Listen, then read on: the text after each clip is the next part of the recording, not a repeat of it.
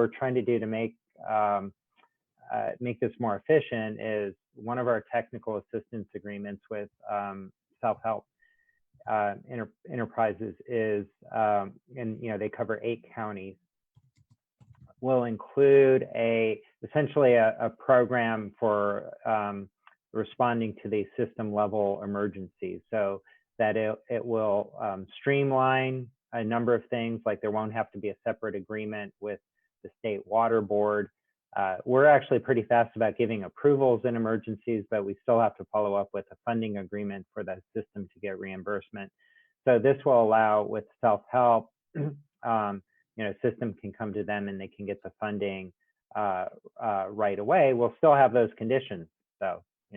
We'll still expect self-help to look at their finances to see if they have adequate reserves. So hopefully that answers the question. Thanks for that. And then just a logistical check-in, Michelle and Joe and all others. And so Michelle and Joe, you have access to the questions in real time now. So if you check your Teams chat, those should be popping up. So next up, we're gonna get a question from Stacy Tyler from Mesa Water District. She's requested that we read her question for her. So from the materials I've seen so far on the non-compliant and at-risk systems, it's unclear if there's an annual funding need amount out of the total amount listed under funding solution. Is the advisory group and/or the state water board planning to break out the total funding solution into one-time payment plus any annual funding need?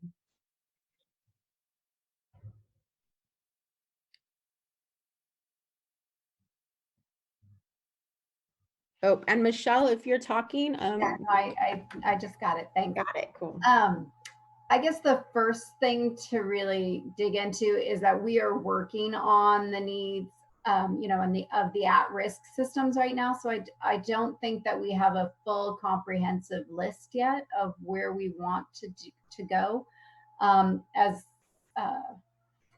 board member Firestone earlier mentioned, that we are looking a lot of the at-risk right now is focused on those that had hexavalent chromium as an issue.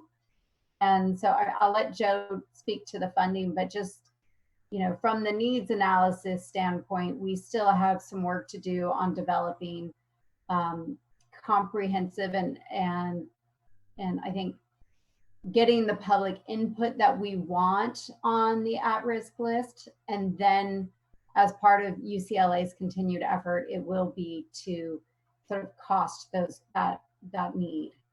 But Joe, I don't know if you want to add to that, but. Yeah, sure. Yeah, so I just, so everybody understands how our funding programs work is, and we have those numbers in the table. And so, for example, if you look at the list and there are those cells that are in green that say there's X number of dollars for a project that we've already funded. So the way it works is basically we encumber those funds, which means we set those funds aside and they're not available for other projects. And they're just available for that particular project. Now, we don't give the system all of that money all at once. So if it's a $5 million project, we don't hand over $5 million. We enter into an agreement and we say, your project is eligible for up to $5 million. Any costs that they ask to be reimbursed have to be eligible costs consistent with that funding agreement.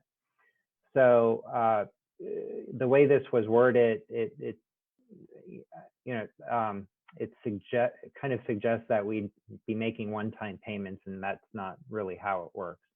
So really, that snapshot we provided of the funding that's gone out and some of the potential funding need, when we do enter into funding agreements, we would be tapping into the available funds, essentially setting them aside, and then kind of, but it's not officially drawn down until somebody sends us a reimbursement request, and then we pay that invoice. So hopefully that was clear. I was trying to give a summary of a complicated process we enter into.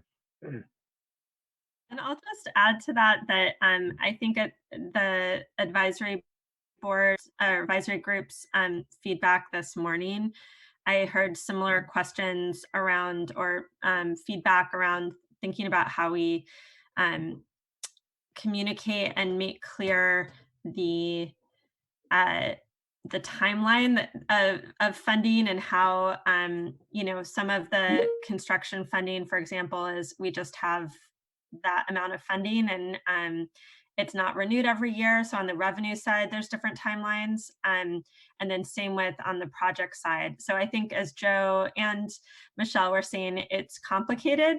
But in terms of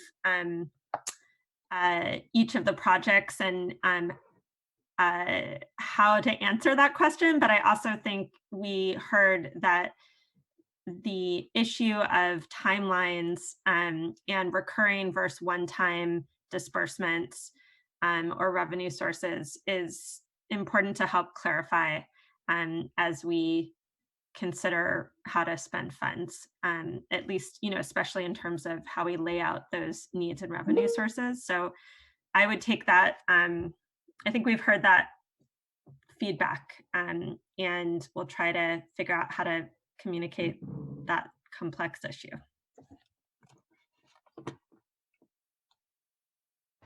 Thanks all for that. Next, we have Mary Elizabeth from Sierra Club, and she'll be unmuted to share her question or comment.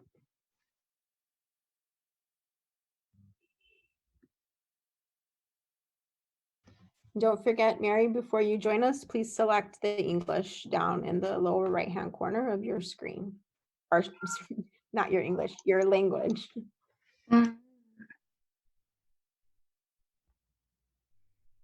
I don't see it. Oh, but we can hear you, so. Yeah, I didn't see a language icon.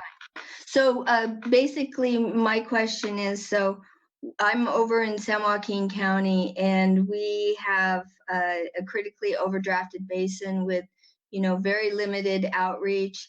And I noticed that there were even municipalities that made it to your list.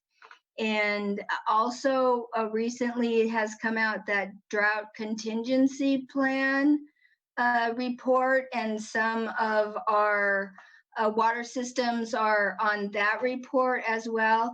And so I'm wondering, you know, I understand, I heard that you're working with environmental health or the county, which handles the LEA, and that because of the problems associated with the state board.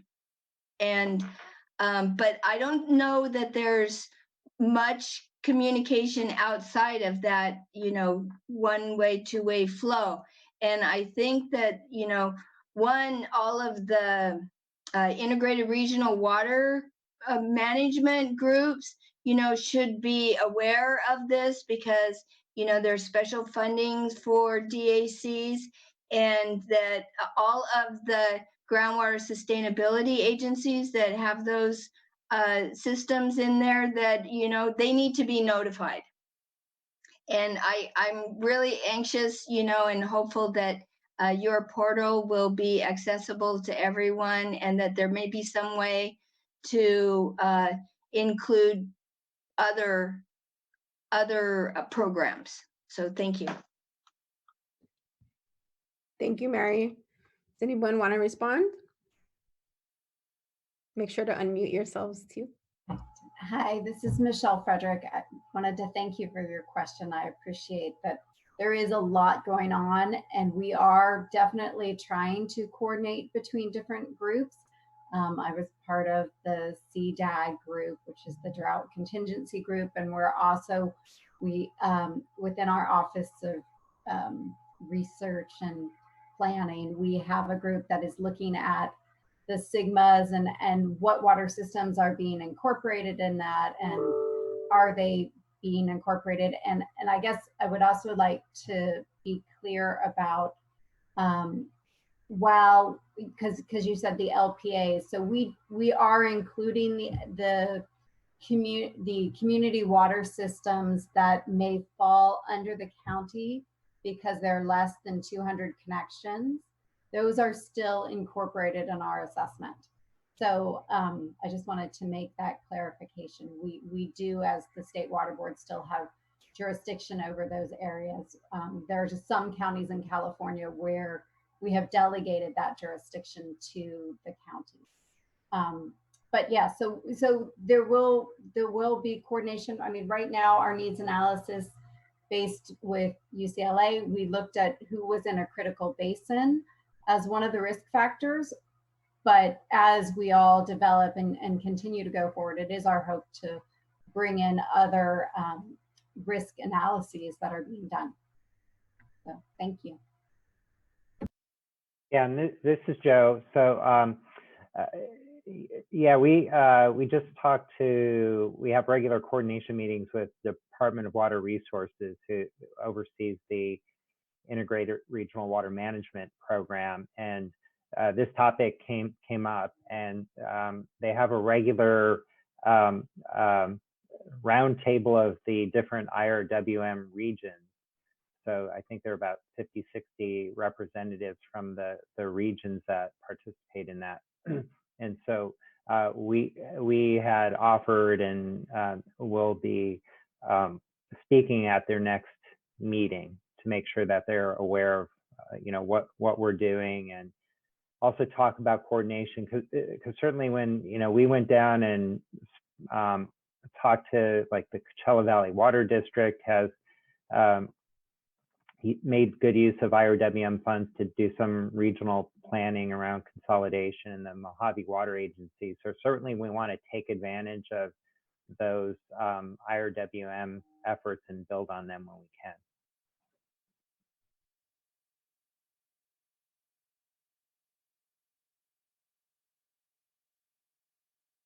Okay, thank you. Next, we have from Melissa Sparks-Krantz, who is from Aqua, and she's asked for us to read her question. She says, thinking about all of these topics, would the State Water Board be willing to provide on their SAFER program website an organizational chart with the different program efforts that are underway as part of SAFER? This type of program chart will help the public understand all of the program areas under SAFER. For example, several efforts referenced in the discussions today included the drinking water needs assessment, the administration of the funding, DDW's compliance role, the administrator program, consolidation efforts, and the communication and outreach efforts that are underway. It would also be helpful to include staff point of contacts as well.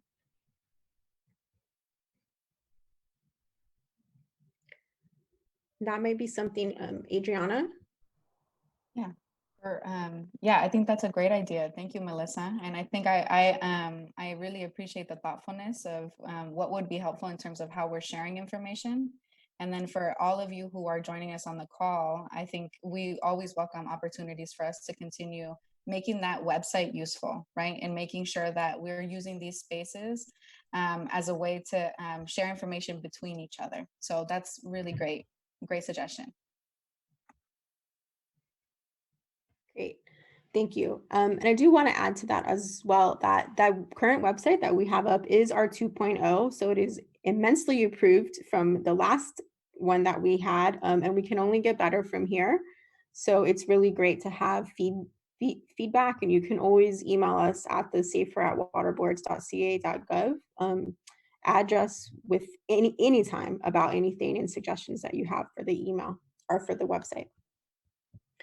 So now we are actually out of questions that have been submitted, but we're going to pause there and just give folks who are listening in on the webcast some time to maybe submit those. And we also have learned that sometimes there's a delay. So during this pause, I would like to just ask any of the advisory group members on if they have any questions. I do think that Costello had some additional questions that he wanted to ask, and maybe Michael, you had a few that you wanted to address about COVID-19. So Costello, if you'd like to go ahead and ask your questions.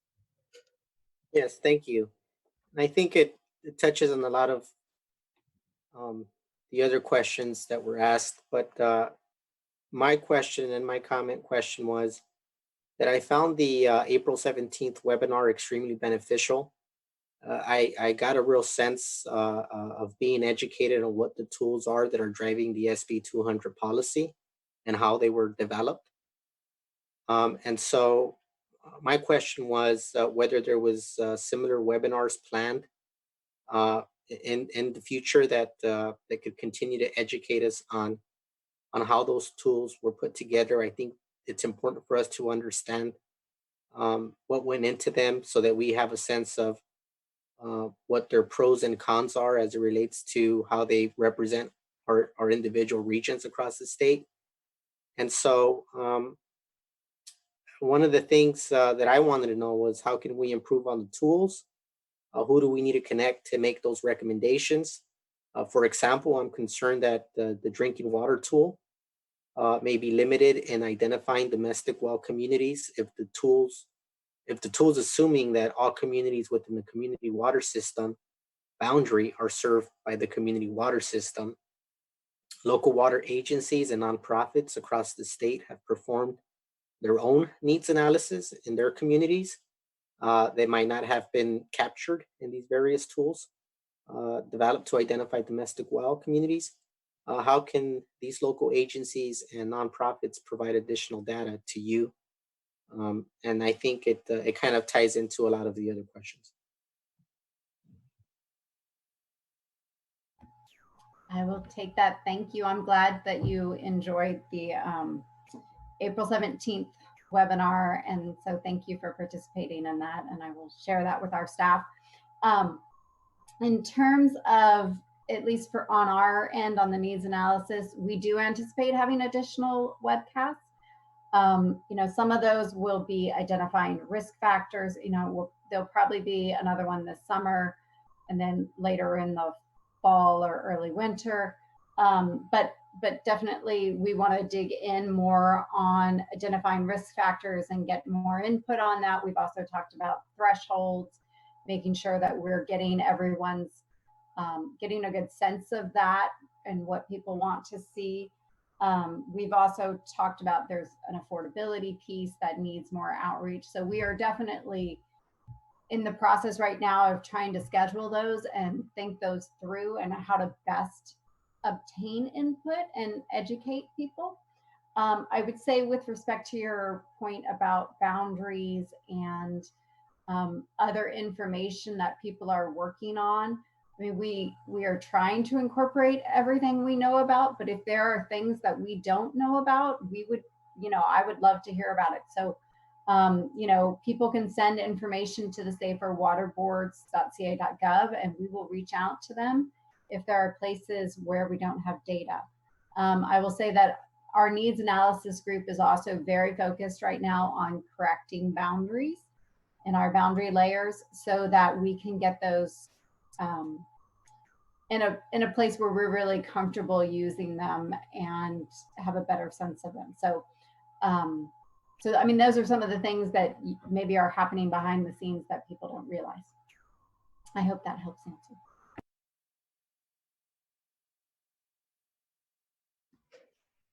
Thanks for that. And then, Michael, I'm going to just circle back to you to see if you wanted to further your discussion and questions that you had around responses to COVID-19. Yeah, sure. So I know Joe and Michelle, I think you both already took a stab at this, and a lot of this is kind of unknown since we're in early days, but it just seems to me that we're going to have a lot of those systems that are on the at-risk list, especially switching onto the list of systems that aren't providing safe water as a result of revenue loss because of COVID-19. So I don't know if there have been internal discussions, but I'd love to hear kind of the staff perspective on how to respond to that. I guess from my perspective, a lot of the things in the drafts that we discussed this morning make a lot of sense pre-COVID-19 and may not make as much sense in a month or two. But would love to hear your thoughts. Yeah, so yeah, we're thinking the same way because that essentially that you know, what we discussed today, we prepared that before we had the stay-at-home order, and you know, and thought, well, that's what we should present, because we really can't predict, you know, what kind of state or federal support there might be to address the, you know, revenue shortfalls. And but we, you know, we have some back of the envelope calculations about what the extent of that revenue shortfall might be, which would, you know, far exceed you know, the amount of money we have. So then, to your point, Michael, then you could get into this discussion of, well, do you set aside, I mean, presumably we want to provide, you know, interim replacement water for folks and continue that. And then what do you do? Do you just totally shift the rest of the funding to making up for those revenue shortfalls where they are the most critical, you know, where maybe a water system would no longer be able to pay their operator or pay for chemicals and that sort of thing. But even then, I think we'd have to start making some decisions, you know, which communities would get that kind of support and which wouldn't. And you know, I don't think we have enough information now to really know what the scope of that might be, and to what degree, you know, the Safe and Affordable Drinking Water Fund would be helpful, or for how long. You know, would it be helpful for a month or two and then that's it? Or so anyway, it's something we've been talking about, but I think we're like everybody else. We're you know, short of information, being able to really make good decisions about how the fund could be used to respond to those revenue shortfalls. And this is Laurel. I just want to add a little bit about how I'm seeing this, because I agree with Joe and everybody that this is very much in everyone's mind, is you know, how needs are shifting given this crisis, and also how they'll probably continue to have impacts from the economic fallout from all of this. And the board will be releasing guidelines and best practices document or memo today around the executive order implementations around shutoffs. And part of that is, you know, both reconnection and shutoff and repayment challenges that impact water system revenue, as well as just other water system vulnerabilities for small systems. Like if you are having trouble with your operator, or, you know, if you only have one operator and you don't have a backup, or other challenges. And so I think one of the key things is to really encourage, you know, certainly on our end, but also on, you know, water system and the public's end, to be trying to pull together information on what impacts are before they're an emergency. And I know, you know, it's not possible to do that in all cases, but I think it would really help, you know, to be partnering with the water agency associations and local governments to make sure that we can pull together in one place information on what challenges are. We're setting up we have set up two different portals, both for consumers to report shutoffs that might be happening, as well as water systems to report what policies and impacts they're having. And I think the more that we can get a handle on together the needs, the more that we can tailor solutions and assistance that we can all pull together collectively. I totally agree with Joe, and I think everyone that spoke, that it's not clear, you know, what the need will be, what the right solution is, what the right mechanisms are.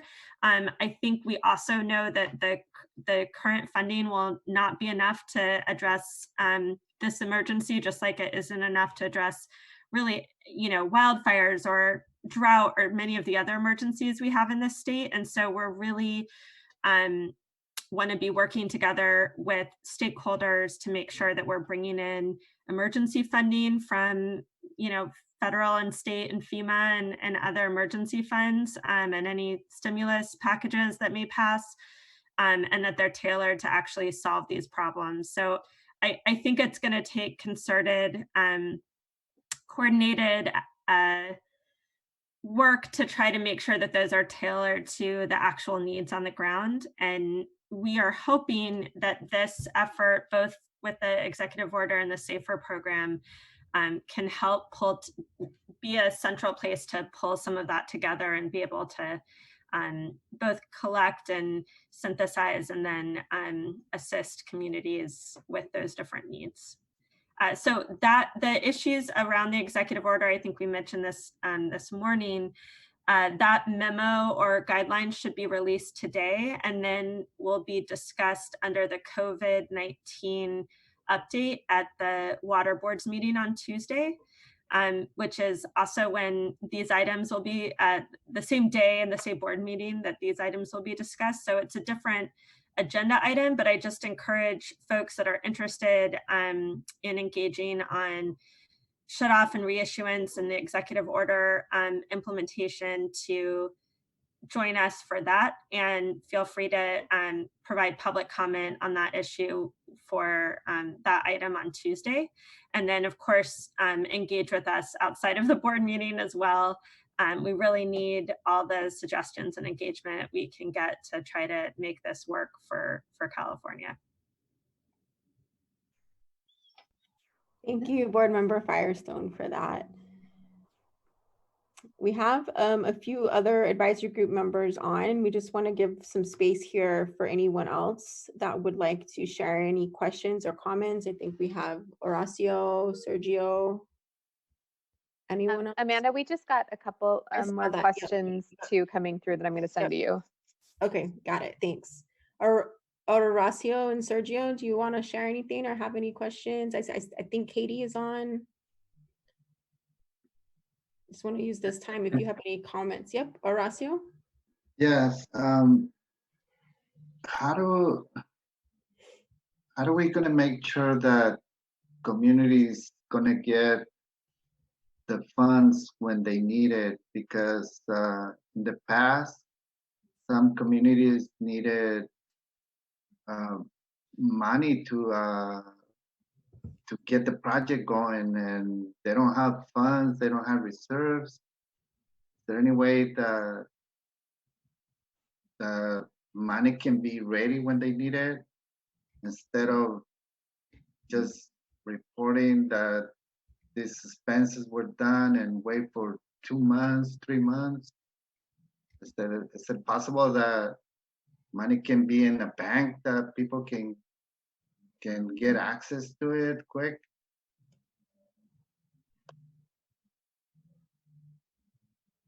Yeah, hi, this is Joe.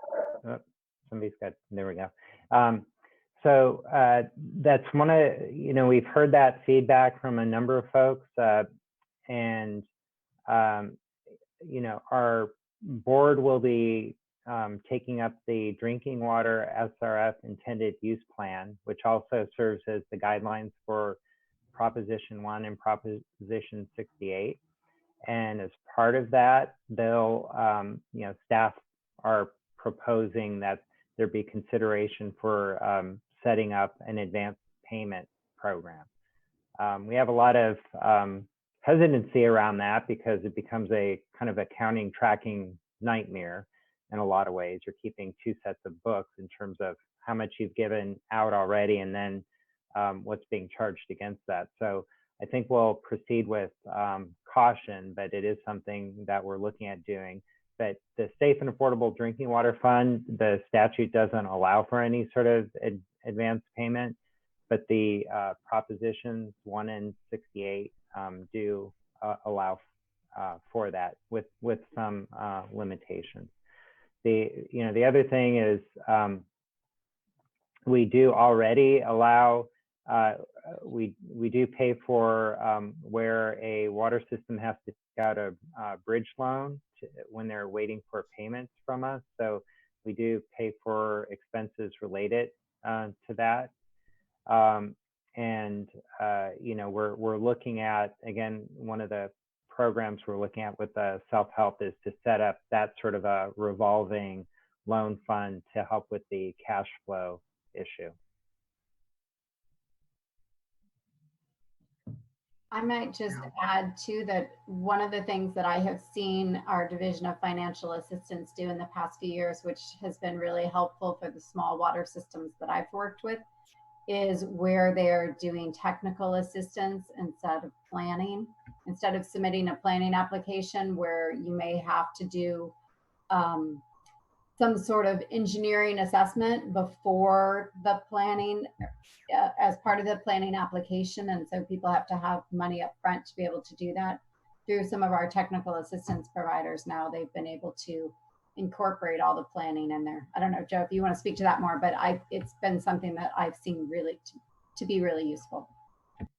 Yeah, thanks a lot, Michelle. This is Katie Porter. I've been reflecting on what I'm hearing from my advisory group colleagues, and I feel like what you're hearing from a lot of us is questions about the how it will be implemented, details about how it could apply to specific communities. There's a lot of interest in, I think, getting from the theoretical level to the on-the-ground understanding how it's going to impact all the groups that we individually represent. And I don't know if this is possible because these asks end up translating to work, but I wonder if it would be useful as we move along the advisory committee discussions to create some, I don't want to call it mock data, but I worry too that we might get a little distracted with names of actual utilities. And if we have like a set of criteria, like let's say you could call it system A that has a certain set of criteria, and then walk us through how, if we had a group of 5 of these different systems, how the process would apply to them, so that we could provide some input on whether we think the process is being applied fairly, if there are other criteria that aren't being considered, without us, I think, tying it to specific systems. It might be a little easier to give you a more objective analysis on that. I mean, there's pros and cons to that because there's a lot of system specific issues that you just can't get from that broad level. But I hear you asking us for input, and I see us struggling to give that input because we don't have some of that specificity. So, thoughts? Yeah, I mean, let's think about it. I'll, you know, just to give you a little bit of insight, you know, a lot of what we do is it's both simpler in some ways and more complex in terms of evaluation. So the simple part is that, you know, I'm basing this on our, you know, bond funds and you know, how we continuously have projects submitted to us, planning projects, construction projects, right? And so we look at whether those projects qualify for funding, and then based on, you know, their size and whether they're a disadvantaged community and that sort of thing, and what the cost is, how much, you know, grant they qualify for grant or loan.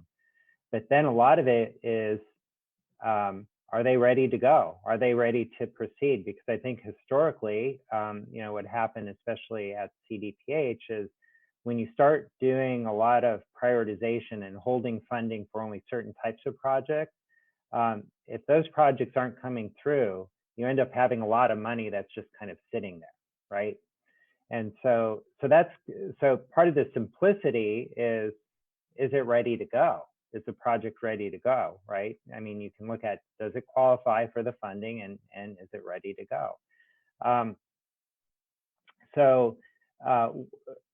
you know, and I think that's a lot of what we're going to be looking at in terms of, you know, like when we're looking at funding for administrators and that sort of thing, it is like between us and DDW and Michelle's group is in the lead and looking at, you know, what systems are candidates for administrator. But then when you get down to it, a lot of it is which ones are ready to go and which ones might take a while to do. So it's not super complex criteria that we're using, you know, in a lot of ways. Now we are trying to be more deliberative about our broader priorities, which will be focusing on those systems that are out of compliance and getting them projects that will get them the long-term solutions fastest, and then also promoting consolidations, right? Because we know the small systems in general just are not sustainable. So those are sort of our two overarching, you know, priorities that we're laying out in the fund expenditure plan, and also in the with the complementary funding as well. So I don't know if that helps answer your question, Katie, or your suggestion. Yeah, I think it does. It does help with the context. I think there's still some question then on how do you get systems who aren't ready to go, and is there more that can be done? And I know we discussed this earlier today, right? That more resources you put in one bin, you're taking away from another. So I know it's a challenging balance, but I guess I understand the value in the ready to go, but just how do you help more get further down that spectrum? Yeah, no, then that's great. Yeah, and that was one of the things, you know, in the past number of months, you know, we provided this information. I think, well, it's in the spreadsheet or table we provided, where DFA and DDW kind of did that triage of all the systems on the human right to water list. And part of that triage, you know, is when you look at that table and there are those systems that are highlighted in yellow that need some further action, that's us being more proactive, right? So instead of just waiting for a project to come or sort of waiting for a water system to see the light that, yeah, they actually need to move forward with their planning efforts. It can't be a 5-year long process. We've identified a number of next steps. So yeah, there is a structure within that, right? So the structure is we you know, looked at those 300 plus water systems, identified kind of what their status was and whether there was any intervention we needed to make. You know, some of those water systems don't need any funding because they'll be self-funded. And that's why, you know, we're talking to the district engineers who have that on the ground knowledge of what's going on. And also within DFA, we have an understanding of, well, has a given planning project been moving or is it stalled? And, you know, and we engaged with the district engineers and said things like, hey, can you, you know, remind that system that they're out of compliance and maybe they need a new corrective action plan with firmer deadlines and even the threat of fines to move things along. And so we are doing those sorts of things, trying to be more proactive than just the readiness to proceed kind of criteria. So, so anyway, I don't know if that helps give some insight. We're trying to simplify the criteria in a way, the overall criteria, but the complexity is in actually making things happen, right? Because each one is, you know, it's like the typical, each one's a snowflake, and we have to sort of figure out what we need to do for each of those systems in their unique situation. And Katie, I might add to that too. I mean, what Joe was saying is true in terms of us sitting down, and I think there's better coordination than there has been on, maybe there's a funding issue, maybe there's a, you know, a technical assistance issue, maybe there is a lack of willingness on the water systems party. And so we are working on that. I would also say that we have new staff too. We have the Southern California Engagement Unit and the Northern California Engagement Unit, which are dedicated now, and they're writing up work plans as we speak about what are these water systems, what are they, how do we bring them along faster? So that's part of our job too in the safer environment. And so, you know, historically that has fallen all on our district staff and our district engineers who were already stretched to do all the enforcement and all the inspections. And so now we do have some more specialization on that. All right. Michelle, Thank you Michelle, for that. Joe. Oh, I'm gonna pause here because we do have some questions. So who was trying to talk right now? Costello, I just had a quick follow-up with for Sure. Michelle and Joe. Yep. And I just wanted to clarify whether you were stating that technical assistance funding would be used for planning purposes, and whether you're saying that can also be used by public agencies.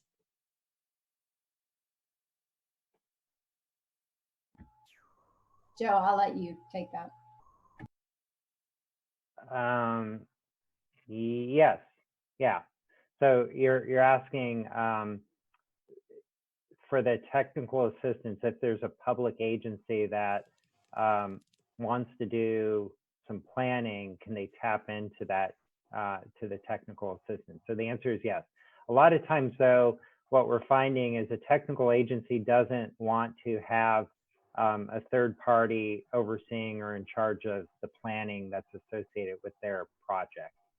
You know, so more typically the small water systems that aren't public agencies are more than willing to have the help from the technical assistance provider and have them manage that planning project. So that's one of the things to keep in mind. If you as a public agency or a public agency wanted to tap into that, it's then the technical assistance provider. They certainly will coordinate with the water system, but they're the ones that are directing the work of the you know, the consulting team or the engineering team. Thank you. Yep. Thanks for that. And thanks advisory group members for sharing those questions and comments. We did get a couple more questions in. We have another question from Jonathan Rash from the Indian Health Services, which is a federal government agency.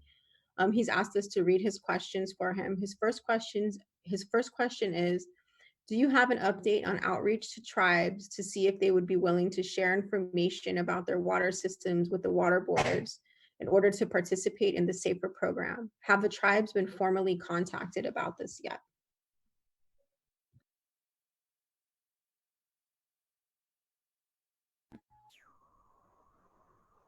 I will start with this, and then Adriana, if you want to follow up. You know, our needs analysis group has not formally contacted the tribes. We are still sort of developing the strategy on that.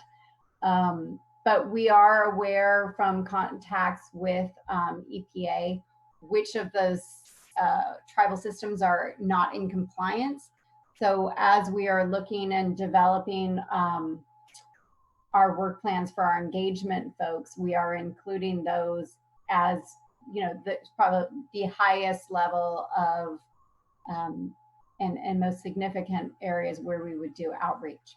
So Adriana, I'll let you continue that. Mm-hmm. Thanks, Michelle. The other thing that I would add is right now, currently State Water Board staff is working on a specific frequently asked questions for tribes that gives more information around how are tribes going to be included in workforce development, for what types of projects, and how is data confidentiality going to be addressed. So these type of questions are questions that State Water Board staff are currently working together to answer, and we're hoping to share with our tribal partners for feedback. We're also hoping to bring this conversation and ask these questions at the Cal EPA Tribal Advisory Committee. So the State Water Board often gives regular updates about State Water Board programs, and SAFER is one really big program that is of interest for the Tribal Advisory Committee. And so we're hoping to bring that question to tribal leaders to let them kind of help guide our response and let us know what's the best way to approach data confidentiality. So in short, we have not yet reached out to tribes about this, but internally we are working together to figure out how we want to respond and what type of feedback would be helpful to get from tribal leaders. Great, thank you. And then Jonathan has a follow-up question for that. That question number 2 is, this is his question. I conducted a survey of tribal water operators. Among the 21 responses I received, a plurality said that they would not recommend that their tribe accept a partial waiver of sovereign immunity as a condition of accepting funds. Has legal counsel considered the risk of limiting the participation of tribes in its waiver requirement? Have other options or even different wording of the waiver of sovereign immunity requirement been considered? This could possibly be a question for Julia or Anne. Hi, this is Julia Nick from the Office of Chief Counsel. So as my colleague Anne Hartridge described earlier, the board needs a limited waiver in order to make sure that funds are spent appropriately according to the terms of our funding agreements. The board also has its own obligations that it needs to comply with, such as reporting or auditing. And so that's why it's really vital that we're able to have an enforceable agreement. This is an issue we've been able to work through in other funding programs to be able to provide funding to tribes. And as my colleague also mentioned earlier, the board has been able to provide tribes with funding indirectly through technical assistance as well. As far as different wording of the waiver goes, a waiver of sovereign immunity needs to be clear, unequivocal, and express in order to be accepted by a court. We have language that we've used in other funding agreements that we've worked through with other tribes that seems to have worked. I think that's all I have. And I will chime in. This is Anne Hartridge.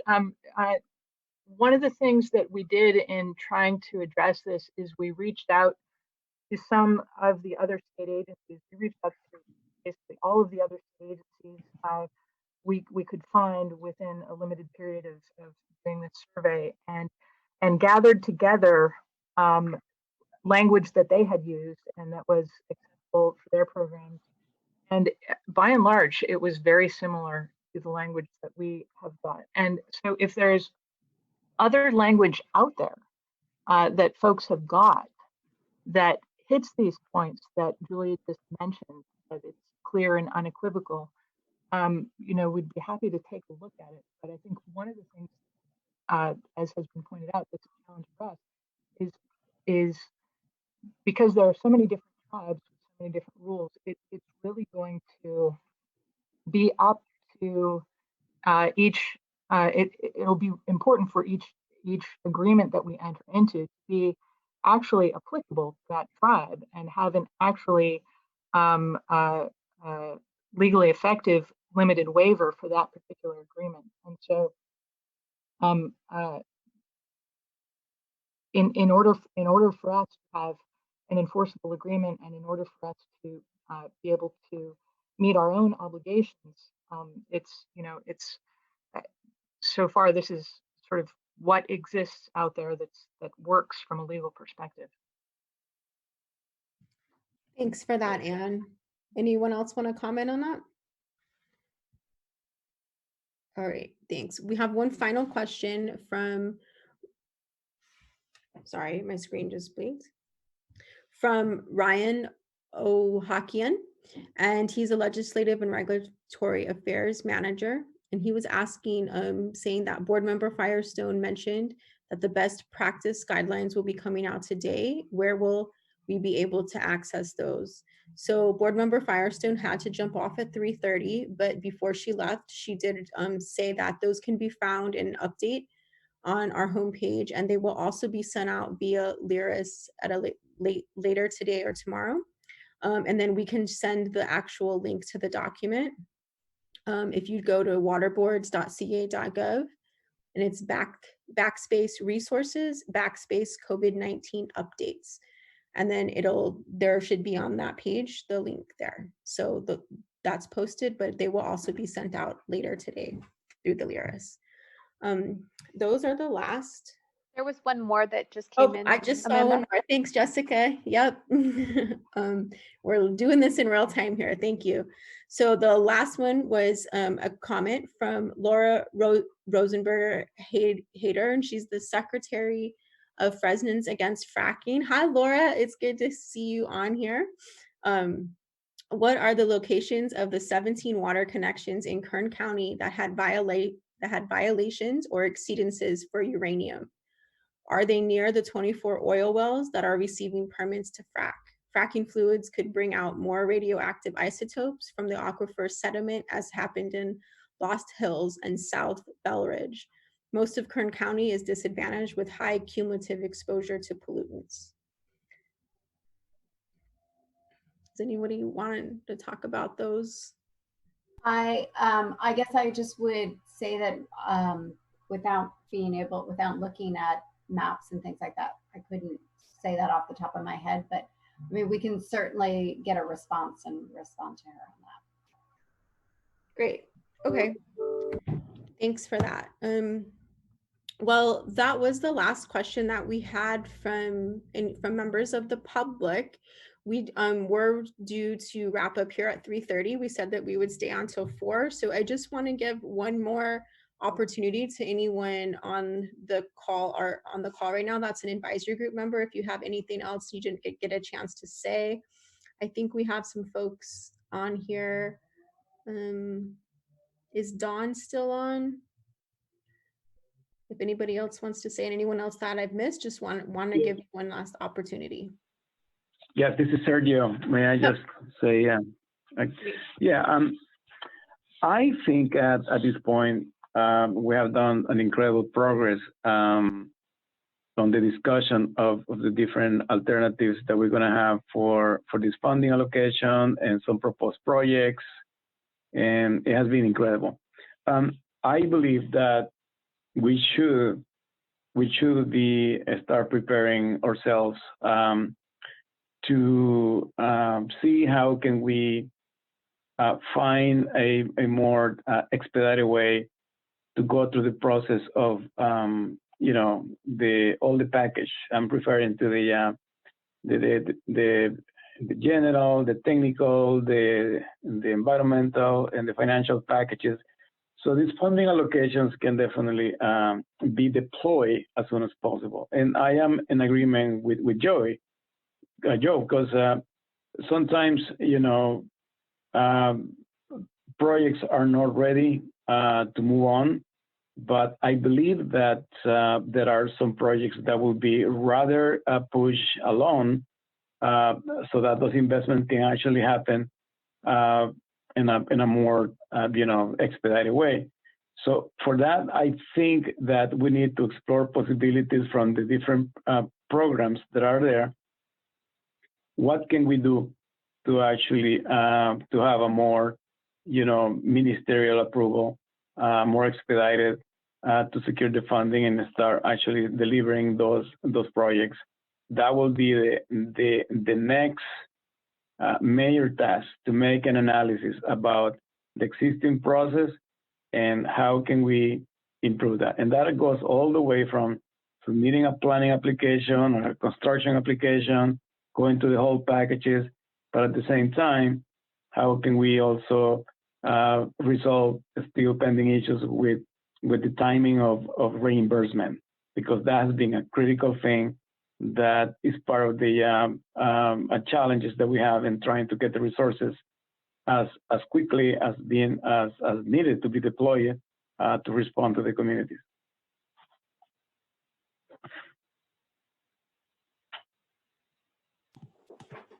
Yeah, this is Joe. Just to quickly say, totally agree with Sergio, and it's something we're looking very closely at. And in the fund expenditure plan, we will be identifying a number of efforts that we have ongoing to try to streamline that whole process.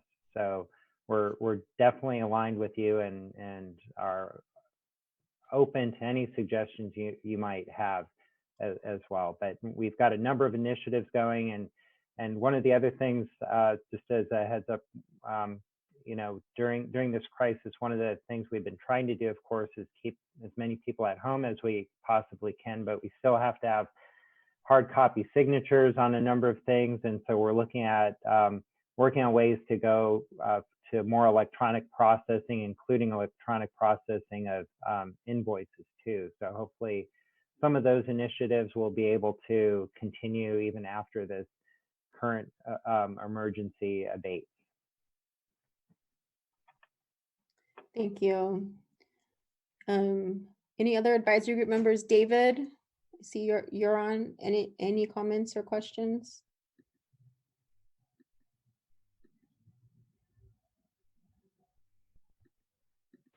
Okay. No, oh, cool. I appreciate it, but no comments at the moment. Okay, great. I just wanted to check in with you. So, any final comments from any state water board members?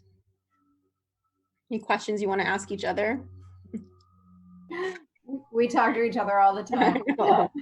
Okay, yeah, well, I would like to thank everybody for participating and your ideas and just being involved and caring as much as you do about the same thing we care about.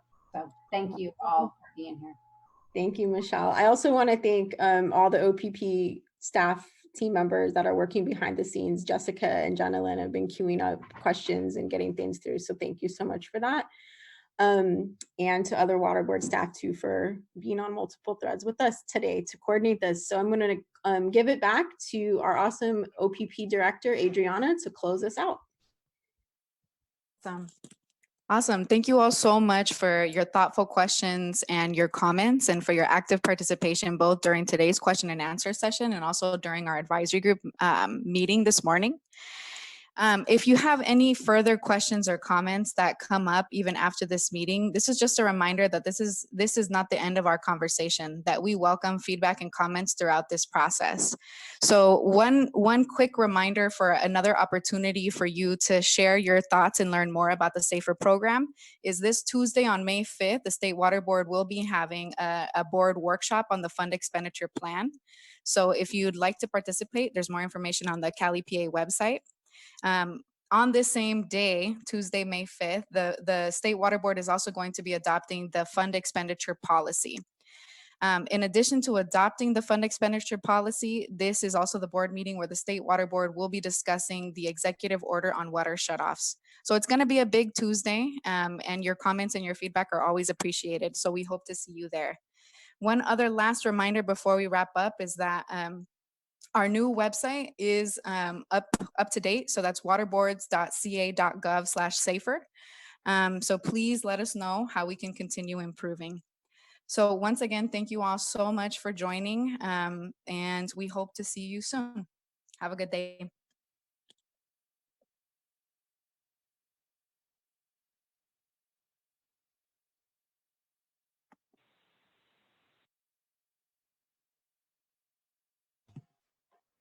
Hey, Adriana. Hey, Castulo, how you doing? Good. I was on the phone call with Yana Garcia. Oh, right now during the call?